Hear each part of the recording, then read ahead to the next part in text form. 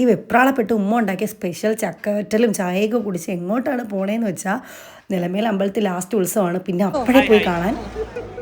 ചാനലിലൂടെ സബ്സ്ക്രൈബ് ചെയ്യണം, വെറുതെ. ഇതെല്ലാം ഈ അമ്പലത്തിലെ കമ്മിറ്റിക്കാരാണ്. എനിക്ക് ഈ കൂട്ടത്തിൽ ഒരാളെ മാത്രമേ പരിചയമുള്ളൂ, ഇക്കാരുടെ കൂടെ വർക്ക് ചെയ്യുന്ന ഷംനാദാക്കായി. അങ്ങനെ ഈ അമ്പലത്തിൽ കുറച്ച് പ്രത്യേകതകളുണ്ട്. അമ്പലത്തിലല്ല, ഈ നാടിന്. എൻ്റെ സ്ഥലം മടവൂരാണ്. നമ്മൾ നോർമലി ഒരുപാട് അമ്പലങ്ങളിലെ ഉത്സവങ്ങളെ കണ്ടിട്ടുണ്ട്. പക്ഷേ ഇവിടെ ഒരു വെറൈറ്റി ആയിരുന്നു നിലമേൽ ബംഗ്ലാംകുന്നിൽ ഞാൻ കണ്ട കാഴ്ച. അത് നിങ്ങളായിട്ടൊന്ന് ഷെയർ ചെയ്യാമെന്ന് വെച്ചു. സാധാരണ ഇതുപോലെ ചെണ്ടമേളം, മ്യാസിക് ഡോളും അങ്ങനെയുള്ള കുറച്ച് പരിപാടീസും താലപ്പൊലി, വിളക്ക് കെട്ട്, ആഴ്ച, ആന. പക്ഷേ ഈ കോൽക്കളിയും ദഫ്മുട്ടൊക്കെ ഞാൻ ആദ്യമായിട്ടാണ് ഗൈസ് കാണുന്നത്. എനിക്ക് അത്ഭുതമായിട്ടാണ് തോന്നി. നിങ്ങളുടെ നാട്ടിൽ ഇത് കണക്കൊക്കെ ഉണ്ടെങ്കിൽ ജസ്റ്റ് ഒന്ന് കമൻറ്റ് ചെയ്യണം.